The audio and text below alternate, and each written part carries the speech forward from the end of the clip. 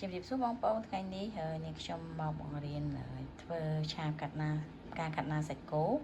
អ្នកគ្រឿងផ្សំគោមានសាច់គោប្រហែលជា1ខាំកន្លះការកាត់ណាប្រហែលជាកន្លះគីឡូខ្ទឹមសស្លឹកខ្ទឹមប៊ីចេងស៊ុបខ្នុរហើយនិងស្ករសហើយនិងប្រេងខ្យងហើយនិងទឹកស៊ីអ៊ីវ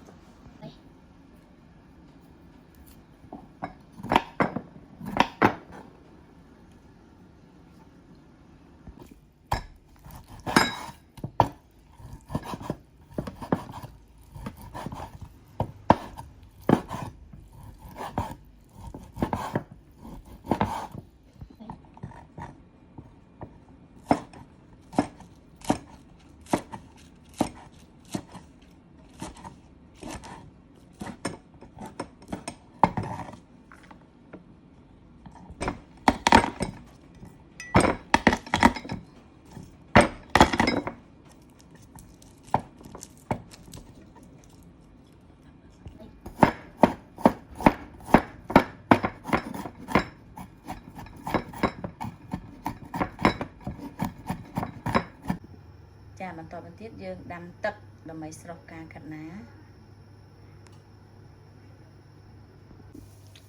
ចាឥឡូវហ្នឹងទឹកបានពុះហើយទឹកដែលយើងស្រុះការកាត់ណាមិញឥឡូវពុះហើយឥឡូវខ្ញុំដាក់អំបិលបន្តិចដើម្បីយកពេលដែលយើងស្រុះទៅឲ្យកាត់ណាស្រួយហើយនឹងមានពណ៌នៅដដែលប្រេងហើយនឹងប្រេងឆាបន្តិចទៀតដើម្បីយកពណ៌វាកុំឲ្យវាប្រែពណ៌កាត់ណាដែលយើងសកមិញណាឥឡូវយើងចាក់ចូល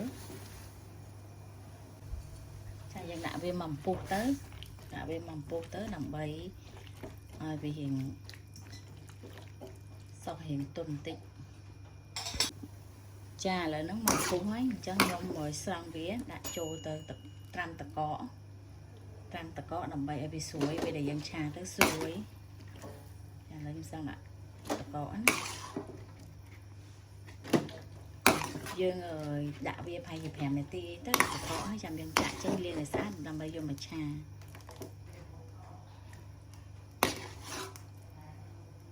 ចាបងប្អូនអ្នកយើងត្រាំតកវាប្រហែល5នាទីទៅចាំយើងចាក់ចេញដើម្បីយកវាមកឆាចាឥឡូវខ្ទះយើងក្តៅហើយអញ្ចឹងដាក់ប្រេងឆា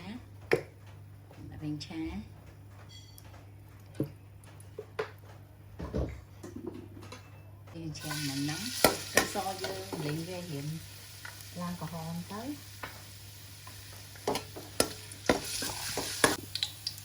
ឡូវទឹកយើងរៀងក្រហមមកអញ្ចឹងយើងដាក់សាច់គោចូលសាច់គោដែលហាន់មកទៅ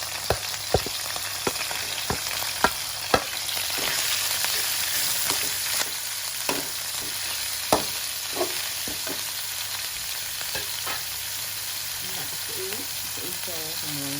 សាច់គោរបស់យើងទឹកស៊ីហ្នឹងមកសាច់បាយបងប្អូនពីរឿងទៅឆាហ្នឹងតាមបងប្អូនចង់ស្រ័យចង់ស្អែកដល់តាមរសជាតិបងប្អូនចឹងសាច់គោខ្ញុំមិនឲ្យចិនពេកទេអញ្ចឹងខ្ញុំដាក់បន្លែចូលព្រោះសាច់គោតែយើងដាក់យូរខ្លាច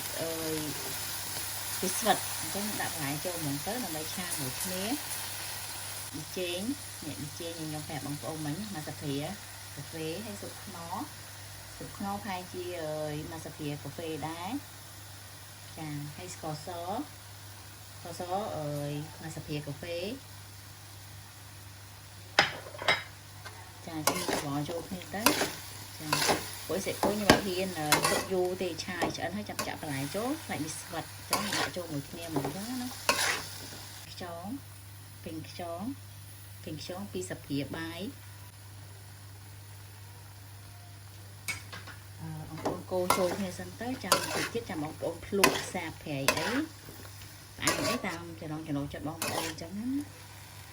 ណាដែលយើងស្រុះដាក់អំបិលបន្តិចដាក់ប្រេងឆាបន្តិចទៅពណ៌វានៅស្រស់ញ៉ាំហើយយកតាមតកទៅឆាជាមួយសាច់គោវាស្រួយចាឥឡូវនោះវារៀងឆ្អិនហើយចាំបងប្អូនភ្លក់ទៅ lụa tới sạc pray ai mấy bông ôn lụa tới bỏ sân chỉ stop bông ôn thèm tam năng cái này chị mẹ nhung là mồ này trắng sẽ ăn mấy bông ôn nghi nghi thì cha thẩm đậm tí ấy ban nhắm mày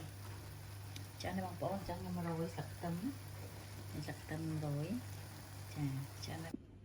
bông ôn cha khát ná sạch cổ bẹp nghi nghi rồi xịt ngàn